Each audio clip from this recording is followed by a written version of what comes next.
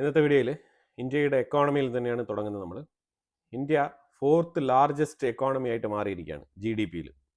ജപ്പാനെ മറികടന്നുകൊണ്ടാണ് നമ്മൾ ഈ ഒരു അച്ചീവ്മെൻറ്റിലേക്ക് എത്തിയിരിക്കുന്നത്. ഇത് ചൈനയും ഇതിനെ അംഗീകരിച്ചിട്ടുണ്ട്. വേൾഡ് 4th ലാർജസ്റ്റ് എക്കോണമി, ആ ഒരു സ്ഥാനമാണ്, ആ ഒരു പൊസിഷനാണ് ഇപ്പോൾ ഇന്ത്യക്കുള്ളത്. With a gross domestic product, അത് GDP 4.18 ട്രില്യൺ ആണ് ടോട്ടൽ ഇതിൻ്റെ വാല്യൂ. 4.18 ട്രില്യൺ US$ വർത്ത് വരുന്ന എക്കോണമി ആയിട്ട് നമ്മൾ മാറിയിരിക്കുകയാണ്. ഇത് കഴിഞ്ഞ ഡിസംബർ 30-ാം തീയതിയാണ് ഗവൺമെൻറ് ഒഫീഷ്യലി പ്രഖ്യാപിച്ചത്. ഇത്രയും നാളും നമ്മൾ ഈ ഒരു റേഞ്ചിൽ തന്നെയാണ് പൊയ്ക്കൊണ്ടിരുന്നത്. പക്ഷേ ഒഫീഷ്യലി സ്റ്റേറ്റ്മെൻറ്റ് പുറത്തുവിടാത്തത് കൊണ്ട് നമ്മൾ അതുമായിട്ട് ബന്ധപ്പെട്ടുള്ള പ്രഖ്യാപനങ്ങളൊന്നും തന്നെ നടത്തിയില്ല. ജപ്പാനാണ് നമുക്ക് തൊട്ട് മുമ്പ് ഉണ്ടായിരുന്നത്. അപ്പോൾ അതങ്ങനെ തന്നെയാണ് ആ ഒരു ലിസ്റ്റ് തുടർന്ന് പൊയ്ക്കൊണ്ടിരുന്നത്. ആ ലിസ്റ്റിന് ഇപ്പോൾ ഒരു മാറ്റം വന്നിരിക്കുകയാണ്. 4ാമത്തെ ഏറ്റവും വലിയ എക്കോണമി ആയിട്ട് മാറിയിരിക്കുകയാണ് ഇന്ത്യയുടെ GDP. ഇനി നമുക്ക് തൊട്ട് മുമ്പുള്ളത് ജർമ്മനിയാണ്. ജർമ്മനിയെ മറികടന്നാൽ നമ്മൾ 3ാം സ്ഥാനത്തേക്ക് എത്തും. ജർമ്മനിയെ മറികടക്കാനുള്ള ആ ഒരു പ്രൊജക്ടറി കാണിക്കുന്നത് 2.5 മുതൽ 3 ഇയേഴ്സ്, മാക്സിമം 3 ഇയേഴ്സിനകത്ത് നമ്മൾ ജർമ്മനിയെ മറികടന്നുകൊണ്ട് മുന്നോട്ട് പോകുമെന്നാണ് പറയുന്നത്. സ്റ്റാറ്റിസ്റ്റിക്സ് റിപ്പോർട്ട് അങ്ങനെയാണ് പറയുന്നത്, ഡേറ്റയും അങ്ങനെ തന്നെയാണ് സൂചിപ്പിക്കുന്നത്. അപ്പോൾ ഇത് 3 വർഷം എന്ന് പറയുമ്പോഴത്തേക്ക് ഏതാണ്ട് 2029, അതാണ് മെയിനായിട്ട് മനസ്സിലാക്കേണ്ടത്. 2029 നമ്മൾ ജർമ്മനിയെ മറികടന്ന് മുന്നോട്ട് പോകുന്ന സാഹചര്യത്തിൽ 2030 നമ്മളുടെ GDP പ്രൊജക്ഷൻ 7.3 ട്രില്യൺ US$ എന്നാണ് പ്രൊജക്ട് ചെയ്യുന്നത്. 7.3 ട്രില്യൺ US$, അതാണ് മനസ്സിലാക്കേണ്ടത്. അപ്പം ഈ ഒരു ലെവലിലാണ് ഇന്ത്യയുടെ ഇപ്പോഴത്തെ ഗ്രോത്ത്. അപ്പം നിങ്ങളൊന്ന് ആലോചിച്ച് നോക്കണം, ഇപ്പം അമേരിക്കയുടെ ഈ രീതിയിലുള്ള പ്രഷർ, സമ്മർദ്ദം ഒന്നും ഇല്ലാന്നുണ്ടെങ്കിൽ ഇന്ത്യയുടെ ഒരു വളർച്ച എങ്ങനെയായിരിക്കും എന്നുള്ളതാണ് നിങ്ങൾ കരുതേണ്ടത്. അതും കൂടി നമുക്കൊരു അഡ്വാൻറ്റേജ് ആയിട്ട് കിട്ടിയേനെ. പക്ഷേ നമ്മൾ അടിമപ്പണിക്ക് നിൽക്കാത്തത് കൊണ്ട് തന്നെ, നമ്മൾ നമ്മളുടേതായിട്ടുള്ള ഒരു പൊസിഷൻ എടുത്ത് മുന്നോട്ട് പോകുന്നതുകൊണ്ട് തന്നെ സ്റ്റേബിൾ ആയിട്ടുള്ള ഒരു ഗ്രോത്ത് കൺസിസ്റ്റന്റ് ആയിട്ട് ഇന്ത്യക്ക് ഉണ്ടാവും. അതിൽ ഒരു വിട്ടുവീഴ്ചയ്ക്കും ഇന്ത്യ തയ്യാറല്ലാത്ത ആ ഒരു നിലപാടെടുത്തുകൊണ്ടാണ് മുന്നോട്ട് പോകുന്നത്.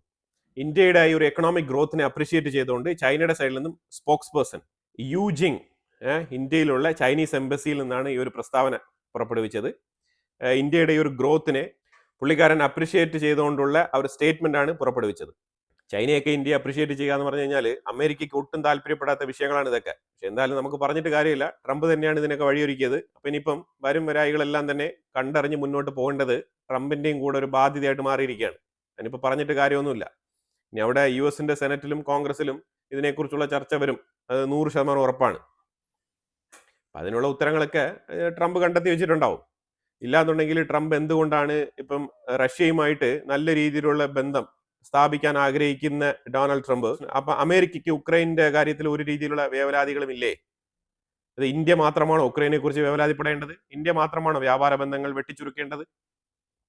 അപ്പൊ ഇതിനുള്ള ഉത്തരമൊക്കെ ട്രംപാണ് കൊടുക്കേണ്ടത്, നമ്മളല്ല. ഇത് കോമൺ ആയിട്ട് ആർക്കും തന്നെ ഒറ്റ നോട്ടത്തിൽ കണ്ടു കഴിഞ്ഞാൽ മനസ്സിലാക്കാൻ പറ്റുന്ന കാര്യമാണ് അമേരിക്കയുടെ ഇരട്ടത്താപ്പ്, പ്രത്യേകിച്ച് ഇന്ത്യയുടെ കാര്യം പറയുമ്പോഴത്തേക്കും. അപ്പൊ അതുകൊണ്ട് നമ്മൾ ആ വിഷയത്തിൽ കൂടുതൽ അങ്ങോട്ട് വേവലാതിപ്പെടേണ്ട ആവശ്യമൊന്നുമില്ല. അമേരിക്കയുടേതായിട്ടുള്ള വഴിക്ക് വരും. അതുവരെ നമുക്ക് വെയിറ്റ് ചെയ്ത് മുന്നോട്ട് പോവാം, അതാണ് നല്ലത്. ഇപ്പോഴും നമുക്ക് അമേരിക്കയുമായിട്ട് കച്ചവടം ചെയ്യാൻ പറ്റത്തില്ല എന്നൊന്നുമില്ല. ഈ താരിഫ് നിലനിൽക്കുന്ന സാഹചര്യത്തിൽ വിറ്റ് പോകേണ്ട സാധനങ്ങൾ, നിർബന്ധമായിട്ട് അമേരിക്കയിലേക്ക് ഇന്ത്യയിൽ നിന്ന് പോകേണ്ട സാധനങ്ങളൊക്കെ പൊയ്ക്കൊണ്ട് തന്നെയാണ് ഇരിക്കുന്നത്. അപ്പോൾ അതുകൊണ്ട് നമ്മൾ അതിൽ കൂടുതൽ ചിന്തിക്കേണ്ട ആവശ്യമില്ല എന്നുള്ളതാണ് എൻ്റെ ഒരു അഭിപ്രായം. പോകുന്നത് വരെ അങ്ങ് പോട്ടെ.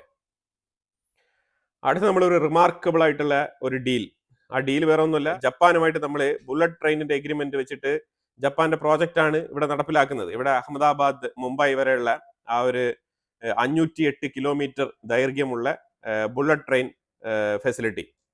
അപ്പോൾ ഇത് ശരിക്കും ഇന്ത്യയിലെ ആദ്യത്തെ ബുള്ളറ്റ് ട്രെയിൻ ഫെസിലിറ്റിയാണ്. അപ്പോൾ ഇത് 2027 ഓഗസ്റ്റ് 15 ഇനോഗ്രേറ്റ് ചെയ്യുമെന്നാണ് പറയുന്നത്. ഓഗസ്റ്റ് 15 മുമ്പായിട്ട്, 2027 ഓഗസ്റ്റ് 15 മുമ്പായിട്ട് ഈ ബുള്ളറ്റ് ട്രെയിൻ പദ്ധതി ഇന്ത്യയിൽ ഇനോഗ്രേറ്റ് ചെയ്യുമെന്നുള്ളതാണ് കേന്ദ്രമന്ത്രി അശ്വിനി വൈഷ്ണവ് പറഞ്ഞിരിക്കുന്നത്. അപ്പോൾ ജപ്പാനുമായിട്ട് സംസാരിച്ച് ഈ ബുള്ളറ്റ് ട്രെയിനിന്റെ കാര്യത്തിലേക്ക് ഒരു തീരുമാനമാക്കിയിട്ടുണ്ട്. 2 ബുള്ളറ്റ് ട്രെയിൻ ഫ്രീ ആയിട്ട് ജപ്പാൻ ഓഫർ ചെയ്തിട്ടുമുണ്ട് ഇന്ത്യക്ക്. ഇതാണ് ഇന്ത്യയിൽ നിലവിൽ ട്രാൻസ്പോർട്ടേഷൻ മേഖലയിൽ ഉണ്ടാകാൻ പോകുന്ന ഒരു അപ്ഗ്രഡേഷൻ. ഇതിനെ MAHSR എന്നാണ് വിളിക്കുന്നത് ഷോർട്ട് ഫോം ആയിട്ട്, Mumbai Ahmedabad high speed rail project. ഇതാണ് ഇതിന്റെ അബ്രിവേഷൻ. ഇന്ത്യ ഇൻഡിജിനിയസ് ആയിട്ട് നിർമ്മിച്ച റാംജെറ്റ് ഷെൽസ്, മിസൈൽ ഷെല്ലാണിത്. ഈ ഷെല്ല് ഇന്ത്യൻ ആർമിയിലേക്ക് ഇൻ്റഗ്രേറ്റ് ചെയ്യാണ്. 155 mm ആർട്ടിലറി ഷെൽസ് ആണിത്.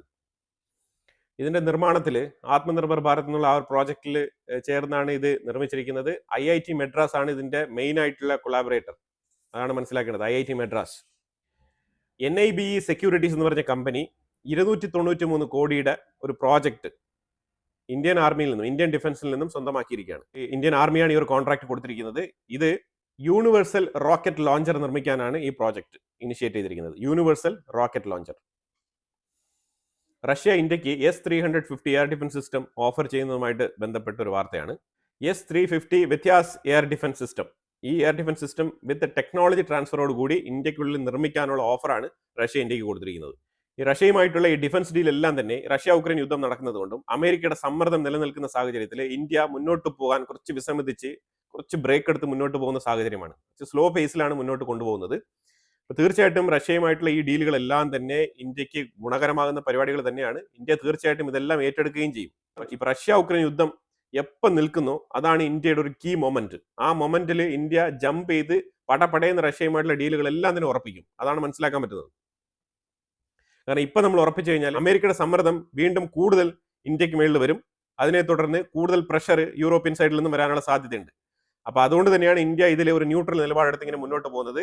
തീർച്ചയായിട്ടും റഷ്യയുമായിട്ട് നല്ല രീതിയിലുള്ള ബാക്ക് ഓഫീസ് ഡിസ്കഷൻസ് ഒക്കെ നടക്കുന്നുണ്ട്.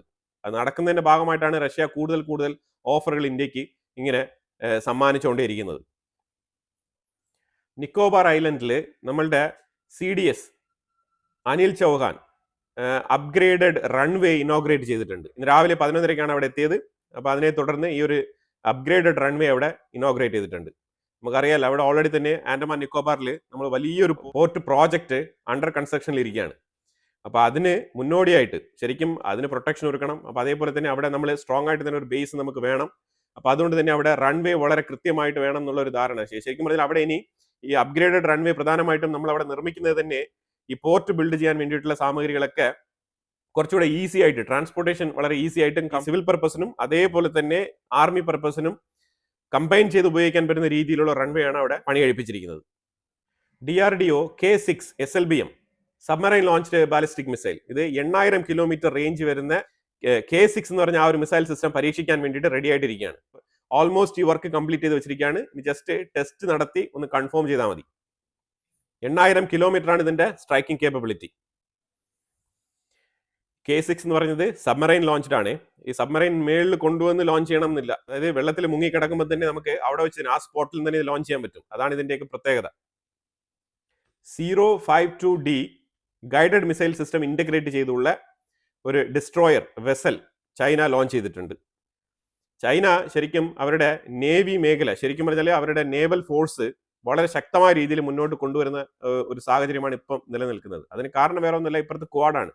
ഈ ക്വാഡ് എന്ന് പറഞ്ഞിട്ടുള്ള ഒരു പേരും വെച്ച് അമേരിക്ക ശരിക്കും ചൈനയെ മോട്ടിവേറ്റ് ചെയ്യാണ്. അപ്പൊ ഈ ക്വാഡിന്റെ പേരിൽ ചൈന പല രീതിയിലുള്ള മാനുഫാക്ചറിങ്, അതും പ്രത്യേകിച്ച് ഈ ഇതേപോലെ ഡിസ്ട്രോയേഴ്സ് വെസൽസ് ഒക്കെ നല്ല രീതിയിൽ മാനുഫാക്ചറിങ് ചെയ്ത് ഇറക്കിക്കൊണ്ടിരിക്കുകയാണ്. അതാണ് ഇപ്പൊ നിലവിലെ സാഹചര്യം.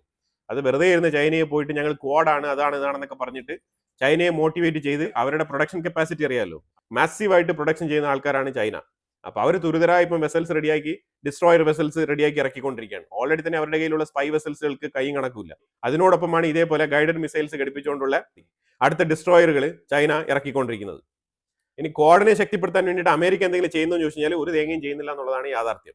ഇപ്പൊ ഈ ഒരു നേവിയുമായിട്ട് ബന്ധപ്പെട്ട് എന്തെങ്കിലും ഉണ്ടോ എന്ന് ചോദിച്ചാൽ ഇവിടെ ഇന്ത്യക്കാണ് എന്തെങ്കിലുമൊക്കെ ഉള്ളത്. ഇതിലുള്ള ഇപ്പോൾ ഓസ്ട്രേലിയ ആയിക്കോട്ടെ, ജപ്പാൻ ആയിക്കോട്ടെ, ഇവർക്കെല്ലാം തന്നെ പരിമിതികൾ ഉണ്ട് എന്നുള്ളതാണ് മനസ്സിലാക്കേണ്ടത്. ന്യൂക്ലിയർ പവേർഡ് സബ്മറൈൻ വരെ ഇപ്പോഴാണ് ജപ്പാൻ അതിന്റെ പുറകിൽ തിരിഞ്ഞു നോക്കാൻ തുടങ്ങിയിരിക്കുന്നത്. അതും ഈ സനെ തക്കൈച്ചി എന്ന് പറഞ്ഞ ഈ ഒരു പ്രൈം മിനിസ്റ്റർ വന്നതിന് ശേഷം.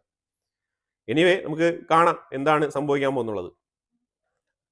ഹിമാചലിൽ നലഗ്ര എന്ന് പറഞ്ഞ സ്ഥലത്ത് ഒരു പൊട്ടിത്തെറി, അവിടെ ഒരു IED ഡെറ്റനേറ്റ് ആയി എന്നാണ് മനസ്സിലാക്കാൻ പറ്റുന്നത്. അപ്പൊ ഈ ഇതേപോലെ ഒരു IED നമ്മൾ ജമ്മു കാശ്മീർ ബാരാമുള്ള, ശ്രീനഗർ ബാരാമുള്ള റൂട്ടിൽ ഒരെണ്ണം അവിടെ കണ്ടെത്തുകയും അതിനെ തുടർന്ന് അതിനെ പോലീസ് കണ്ടെത്തി, പോലീസ് CRPF വിളിച്ചു പറഞ്ഞു, CRPF വന്നിട്ട് അതിനെ നിർവീര്യമാക്കുകയാണ് ചെയ്തത്. അതിന്റെ പുറകിലുള്ള അന്വേഷണങ്ങൾ തുടർന്നുകൊണ്ടിരിക്കുന്ന സാഹചര്യത്തിലാണ് ഇവിടെ ഹിമാചലിൽ നലഗ്ര എന്ന് പറഞ്ഞ സ്ഥലത്ത് ഈ പൊട്ടിത്തെറി ഉണ്ടായത്. ഈ IED ഇവിടെ പൊട്ടിത്തെറിച്ചു, അതാണ് സംഭവം.